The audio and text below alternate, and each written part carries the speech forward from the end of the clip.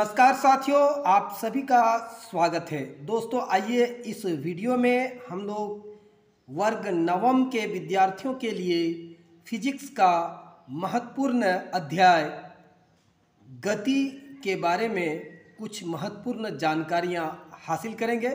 दोस्तों ये नवीं कक्षा में पढ़ने वाले विद्यार्थियों का एनसीईआरटी पैटर्न जिसका सीबीएसई पैटर्न है, उन विद्यार्थियों के लिए वीडियो उपयोगी होगा। इसलिए दोस्तों वीडियो को अंत तक जरूर देखिएगा। अगर आपको पसंद आ जाए तो वीडियो को लाइक कर दीजिएगा और चैनल को जरूर से जरूर सब्सक्राइब कर लीजिएगा आगे के और वीडियो देखने के लिए।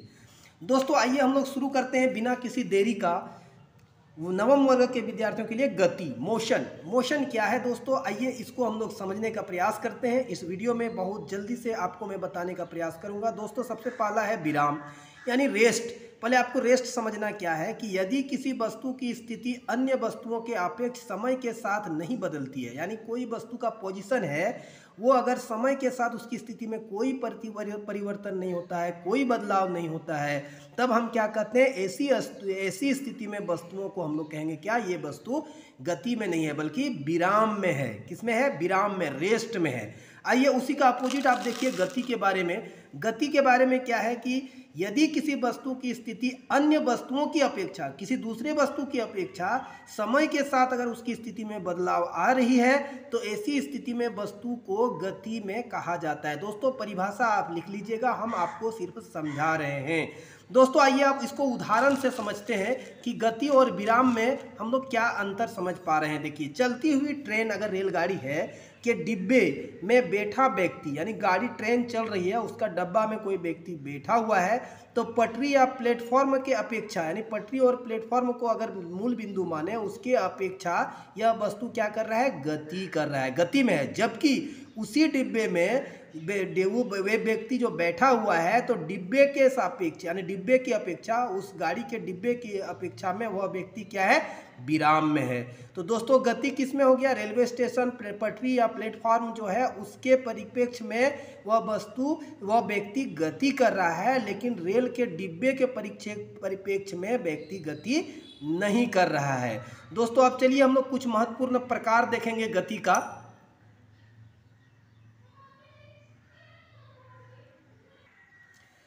दोस्तों ऐसे तो गति का बहुत सारे प्रकार है, लेकिन हम लोग कुछ महत्वपूर्ण प्रकार के बारे में गति का प्रकाश डालते हैं, है ना।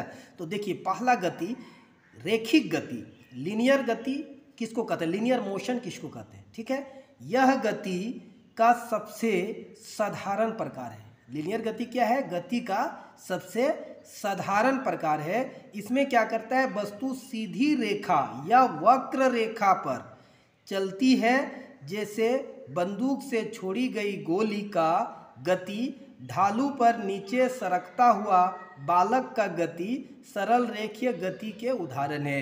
इस प्रकार अगर ढालान कर दें, ऐसे करके ढालान कर दें और इसमें सरकता हुआ, यानी ढालू पर ये सरकता हुआ गति, या एक सीधा में जो बंदूक से छोड़ी गई गोली होता है, वे सभी का गति किस प्रकार का गति होगा, रेखिक गति होगा। ठीक है। देखिए गति का दूसरा महत्वपूर्ण प्रकार है वृत्तीय गति, सर्कुलर मोशन। यदि कोई वस्तु किसी वृत्तीय पथ पर गति करता है, यानी वृत्ताकार पथ पर कोई वस्तु अगर गति कर रहा है तो वस्तु की गति को वृत्तीय गति कहते हैं। जैसे उदाहरण के लिए सूर्य के चारों ओर पृथ्वी की गति, पृथ्वी के चारों ओर चंद्रमा की गति, या जितने सारे तारे हैं सभी तारों की गति क्या है, वृत्तीय गति का उदाहरण है दोस्तों। तो ये हो गया दूसरा महत्वपूर्ण गति के प्रकार। दोस्तों आप आ जाइए तीसरा महत्वपूर्ण गति का प्रकार, देखिए यहाँ पर आपको दिख रहा होगा, दोलनी गति, ऑसिलरी मोशन।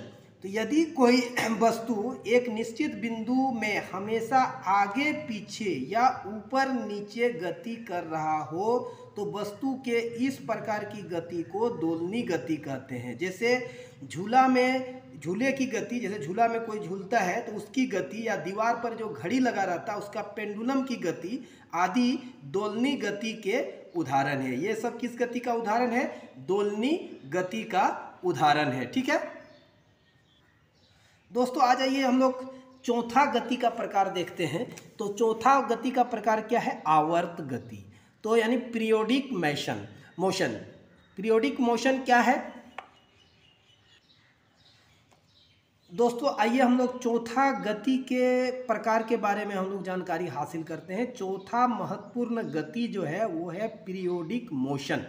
दोस्तों यह गति क्या है, देखिए, यदि कोई वस्तु अपनी गति को समय के एक निश्चित अंतरालों पर दोहराते हैं, यानी रिपीट करता है, एक टाइम इंटरवल में वो बार बार रिपीट करती रहती है, तो वस्तु के इस प्रकार की गति को आवर्ती गति कहते हैं। जैसे उदाहरण के लिए, जैसे झूले की गति, झूले की गति यहाँ पर आपका कौन सा गति था, तो ये दोलनी गति का भी उदाहरण था।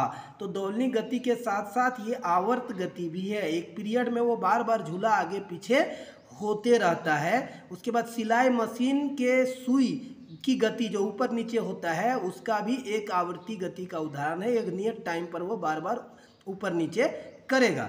ठीक है, ये सब उसके उदाहरण है। दोस्तों अब आ जाइए हम लोग कुछ महत्वपूर्ण बिंदु के बारे में बात करते हैं। जैसे एक नंबर में ये निर्दिष्ट बिंदु क्या है। देखिए, निर्दिष्ट बिंदु को या मूल बिंदु को जब तक हम नहीं समझेंगे तो किसी वस्तु के गति या विराम में होने में, या कितनी दूरी तय किया या कितने विस्थापित हुआ, ये हमको समझ पाना बहुत मुश्किल है। तो दोस्तों उसके लिए क्या है कि किसी वस्तु का दूरी बताने के लिए हम जिस सुपरिचित स्थानों का प्रयोग हम करते हैं उस स्थान को ही निर्दिष्ट बिंदु या मूल बिंदु कहा जाता है। किसी का दूरी दिखाने के लिए हमको एक बिंदु जो कि सबसे ज़्यादा चर्चा में हो, है ना, जैसे विद्यालय हुआ, आपका गांव हुआ, इस तरह का बिंदु को निर्दिष्ट करके हम किसी दूसरे जगह का स्थान की दूरी को बतलाते हैं। तो वह निर्दिष्ट बिंदु जहां से हम किसी वस्तु का दूरी को बताने का प्रयास करते हैं, वह सुपरिचित जो होगा वो बिंदु क्या, वो बिंदु हमारा क्या कहलाएगा, निर्दिष्ट बिंदु या मूल बिंदु कहा जाता है। तो दोस्तों ये भी बहुत महत्वपूर्ण पॉइंट है, इसको भी याद रख लेना है। अब आ जाइए हम लोग दूरी को समझने का प्रयास करते हैं कि दूरी एक्चुअली होता क्या है। तो दोस्तों दूरी यानी डिस्टेंस, इसको इंग्लिश में कहते हैं। तो दूरी क्या है, किसी वस्तु का एक बिंदु से किसी दूसरे बिंदु तक के स्थान में परिवर्तन के लिए वस्तु द्वारा तय की गई कुल लंबाई को उस वस्तु द्वारा तय की गई दूरी कहलाता है। यानी जो भी वस्तु एक स्थान से दूसरे स्थान तक जाता है तो उस स्थान तक जाने में वो जितनी लंबाई तय करेगा, जितनी दूर हुई वो लंबाई तय करेगा, वो सारे लंबाई का जो क्या कहते हैं परिमाण होगा वो क्या कहलाएगा, हम लोगों का उस डिस्टेंस कहलाएगा, वो दूरी कहलाएगा। दूरी के पास केवल परिमाण होता है, इसके साथ डायरेक्शन नहीं होता है, दिशा नहीं होती है। आ जाइए दोस्तों अब विस्थापन के बारे में हम लोग समझते हैं, डिस्प्लेसमेंट के बारे में पढ़ते हैं। किसी वस्तु का प्रारंभिक स्थिति से अंतिम स्थिति के बीच का सबसे न्यूनतम दूरी को उस वस्तु द्वारा तय की गई विस्थापन कहे जाते हैं। विस्थापन एक अदिश राशि है, विस्थापन एक सदिश राशि है। इसमें परिमाण के साथ साथ दिशा भी होती है। यानी विस्थापन जो है वो क्या है, किसी वस्तु के प्रारंभिक और अंतिम स्थिति के बीच की दूरी, यानी सबसे न्यूनतम लंबाई, यानी दोनों बिंदुओं के बीच सबसे जो न्यूनतम दूरी होगा वह दूरी ही विस्थापन कहलाता है। यानी विस्थापन दूरी ही है, लेकिन सबसे न्यूनतम दो बिंदुओं के सबसे न्यूनतम दूरी को विस्थापन कहते हैं। और विस्थापन एक सदिश राशि है क्योंकि इसके पास परिमाण भी होता है और दिशा भी होता है। लेकिन दूरी में क्या था, सिर्फ परिमाण था, दिशा नहीं था। तो ये दोनों में फर्क है दोस्तों। तो यहाँ फर्क भी देख लीजिए, दूरी और विस्थापन में अंतर क्या है। किसी वस्तु द्वारा तय की गई दूरी में केवल परिमाण मैग्नीट्यूड होता है, जबकि किसी वस्तु द्वारा तय की गई विस्थापन में परिमाण और दिशा दोनों होते हैं। ये दोनों में प्रमुख अंतर है दोस्तों, इसको भी अच्छी तरह से समझ लीजिएगा। अब आ जाइए हम लोग इसका कुछ प्रश्न देखते हैं, जितना हम लोग पढ़े उसका प्रश्न हम लोग देखते हैं। कुछ प्रश्न है, देखिए पहला प्रश्न है, एक वस्तु के द्वारा कुछ दूरी तय की गई है, क्या इसका विस्थापन शून्य हो सकता है। वस्तु तय किया गया, इसका विस्थापन शून्य हो सकता है। अगर हाँ तो अपने उत्तर को उदाहरण के द्वारा समझाना है। दोस्तों आइए हम उसका उत्तर बताते हैं। किसी वस्तु का विस्थापन शून्य हो सकता है, कब हो सकता है, किसी वस्तु का विस्थापन तभी शून्य होगा जब उसका प्रारंभिक और अंतिम स्थिति जो होगा, प्रारंभिक स्थिति और अंतिम स्थिति एक ही हो जाएगा, तब दोनों बिंदुओं के न्यूनतम दूरी शून्य हो जाएगा, इसलिए उसका विस्थापन क्या होगा, शून्य होगा। तो यही उदाहरण आप देख करके देख सकते हैं कि यदि कोई वस्तु स्थान ए से चलकर स्थान बी तक पहुंचता है, फिर स्थान बी से चलकर स्थान सी तक पहुंचता है, पुनः स्थान सी से अगर स्थान ए पर आ जाता है, तब ए और सी के दोनों स्थिति, प्रारंभिक और अंतिम स्थिति दोनों कौन स्थिति है, ए ही है। तो उन दोनों के बीच में विस्थापन क्या हो गया, शून्य हो गया।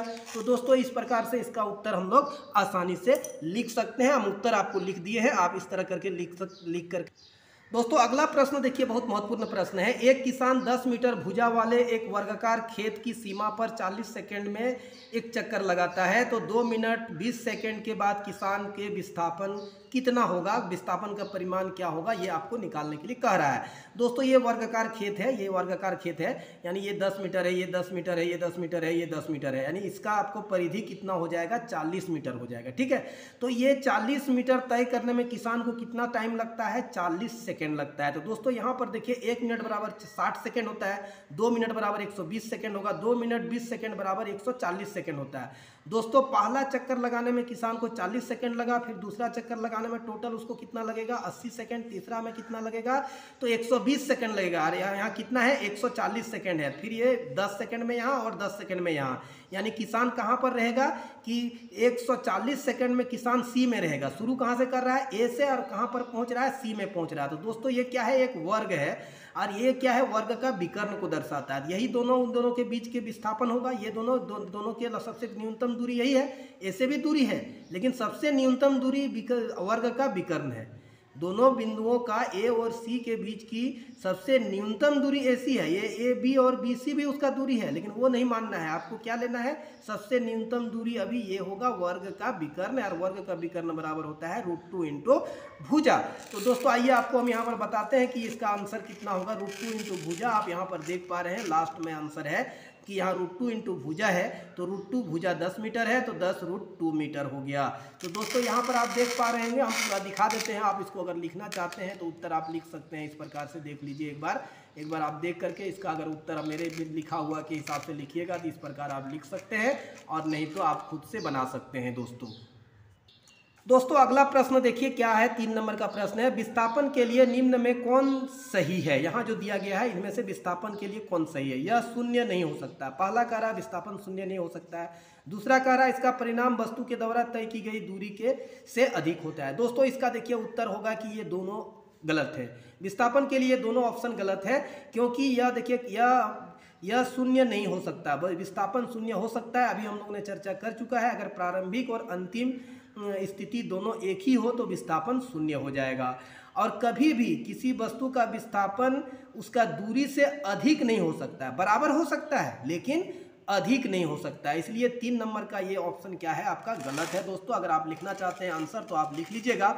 आज का वीडियो का अंतिम प्रश्न आप देख लीजिए दोस्तों। अंतिम प्रश्न है यहाँ पर है, क्या किसी वस्तु का दूरी और विस्थापन समान हो सकता है। अभी हमने चर्चा किया कि ये हो सकता है, हाँ ये हो सकता है। कब, यदि कोई वस्तु सरल रेखा पर बिना दिशा परिवर्तन के चाल से चल रहा हो, तो ऐसी स्थिति में वस्तु का दूरी और विस्थापन दोनों क्या होगा, समान होगा। तो दोस्तों वीडियो कैसा लगा कमेंट सेक्शन पर जरूर लिखिए, और अगला वीडियो देखने के लिए चैनल को सब्सक्राइब कर लीजिए। कल अगला वीडियो आपको इसका दूसरा पार्ट मिलेगा। दोस्तों वीडियो को लाइक और चैनल को सब्सक्राइब कीजिए। हमें दीजिए इजाजत, फिर मिलेंगे अगले वीडियो में। तब तक के लिए आप सभी मेरे प्यारे बच्चों दोस्तों को मैं दिल से धन्यवाद देता हूँ। जय हिंद।